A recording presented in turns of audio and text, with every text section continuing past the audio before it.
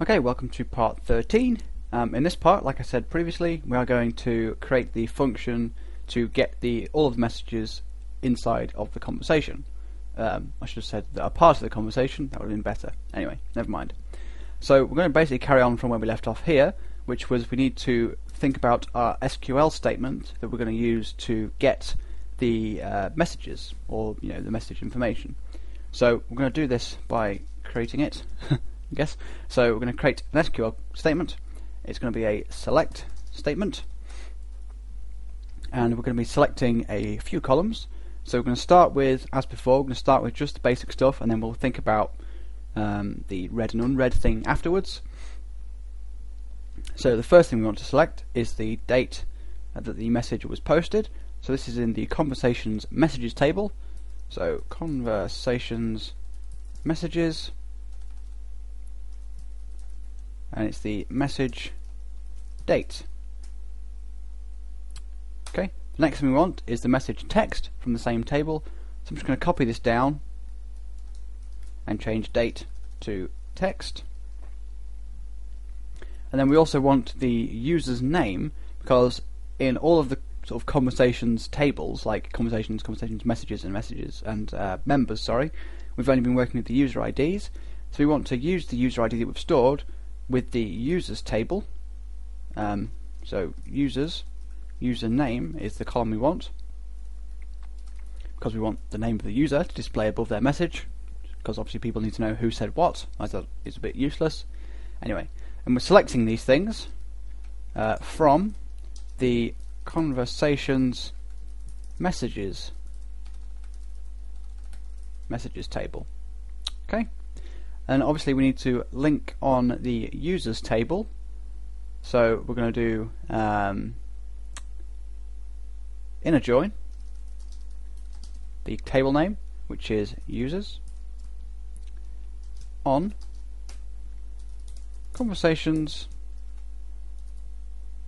messages user ID,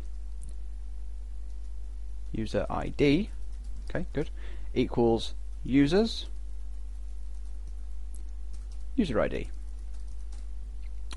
Okay, so that's that done. And we need to base this condition on, we need to select only the rows where the conversation ID is equal to this. So we're going to do a where here, so where conversation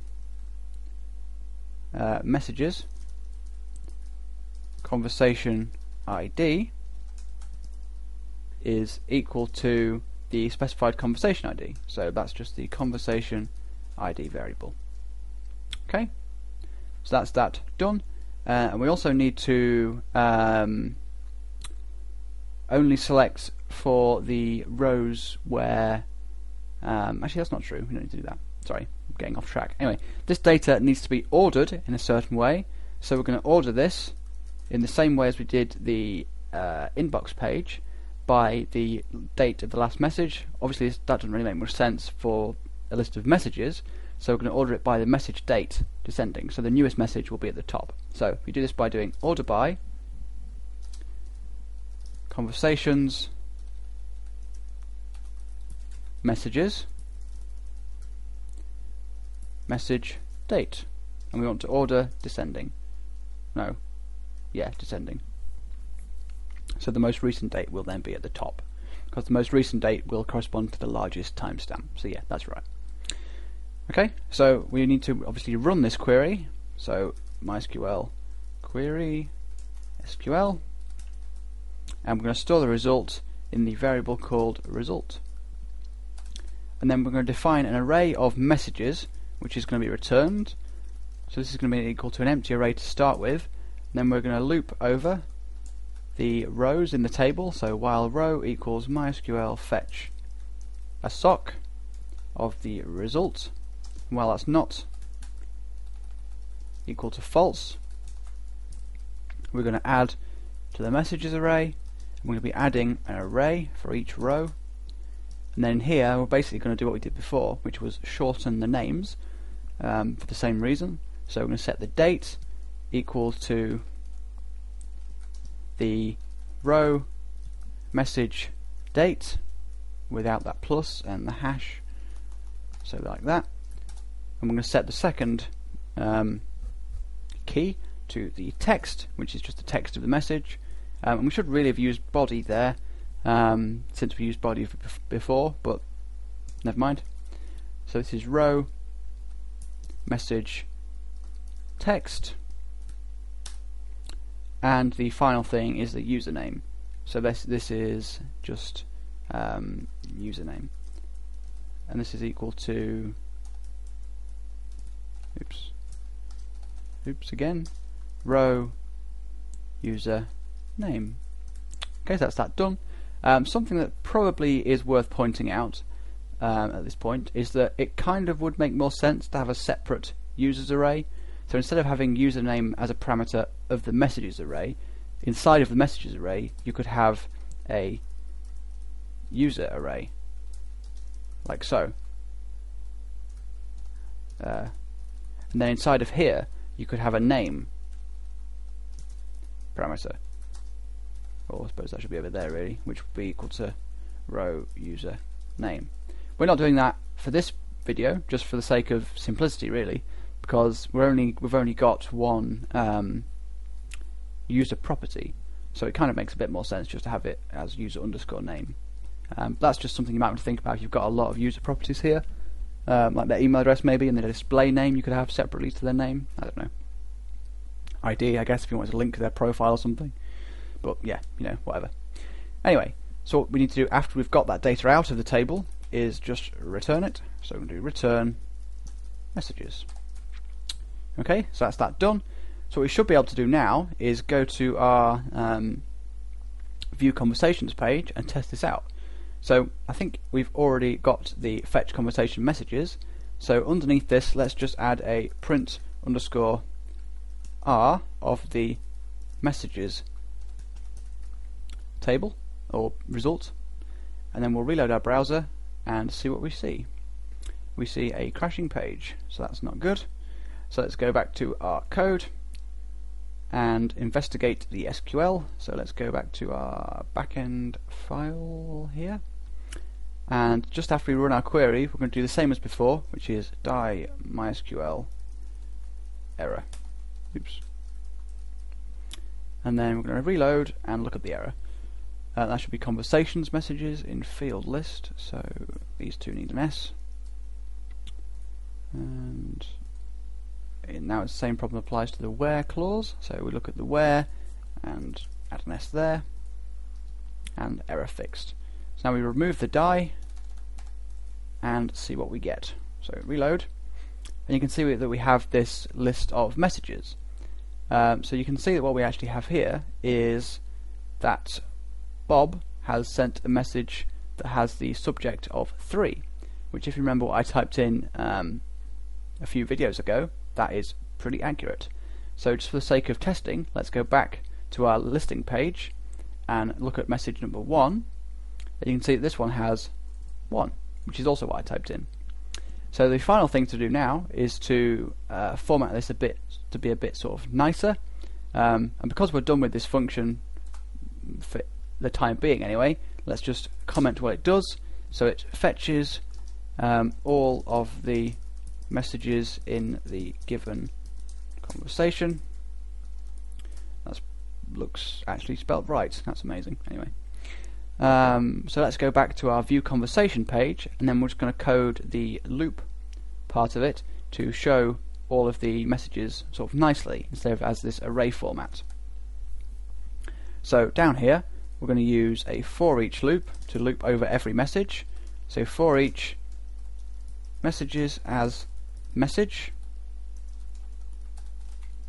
Oops. And then inside here we're going to have some HTML, so we'll just do that.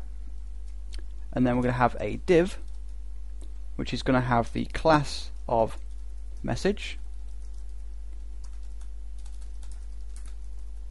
there we go. And then inside of here we're going to have 2 paragraph tags. The first one is going to contain the name of the user and the date they posted it, and the second one is going to contain their actual message. So we're going to have a p tag here, and the class of this has to be name, because I've styled these so that the name is a bit smaller and a bit bolder, or can be a bit bolder I should say. And also, oops, that should be a P not an A. And we also need a P with the class of text, which again is just something to do with the CSS, so don't worry too much about that. Obviously you'll be styling your own system, so a bit irrelevant to show you the CSS, but anyway. So just inside of this name portion, what we're going to output is the username. So for example, it'll say Bob and the date they posted the message. So today's date is the 25th of the 11th of 2011, and it's about 20 to 10, so it'll look like 21, 39, 10, which is the current time. Well, it was 4 seconds ago. Yeah, so what we need to do is that, but with PHP and the variables. So we're going to do a PHP here, echo message, message username, which again is just, well, not again, which is just something that comes from our function, so it's in this message array. And after the name, we want the date, but we want it in brackets, so we need to do another PHP block, like so. Then we're going to do echo date, because we want to format the date, as before, to DMYHIS.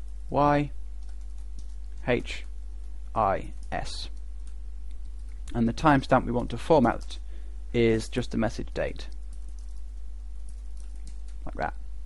So if we reload our page now, you can see that we've got this, which is Bob, which is the name, and this, which is the time. So this comes pretty much straight from our table, and PHP is obviously creating this format. So there you go. So next thing is just to output the message. So this is fairly straightforward. What we do is just add another PHP block here, which is just echo message text. So I'm trying to type. Okay, there we go. And one more reload should show the 1, which is what Bob typed. And the reason we have that as a class with is text, all that does is make it indented. Okay, so that's that.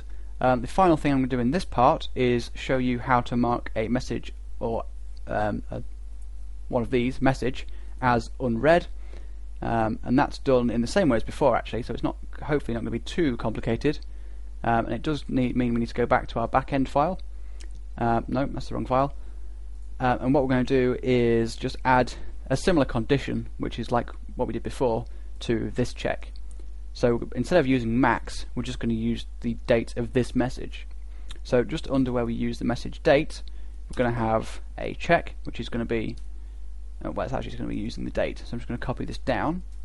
So we've got the date, and if that is greater than the last time they've seen this, which is only stored in the members table, so we need to join on another table now.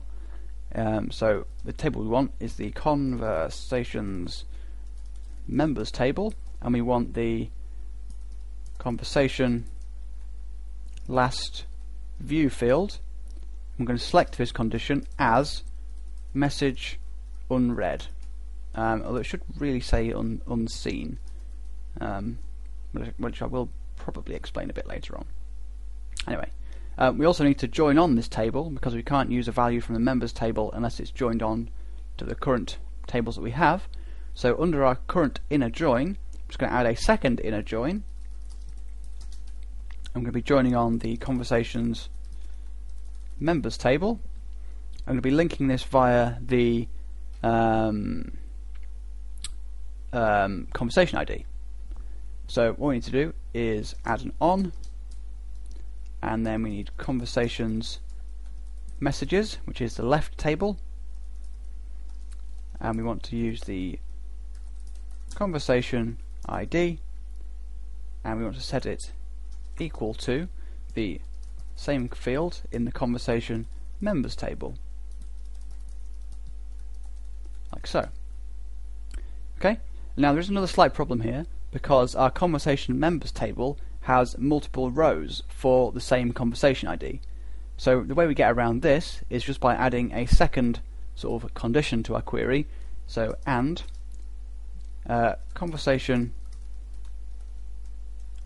members user ID. So we also need to specify a value for the user ID. Otherwise, we've got more rows in one column of the. Hang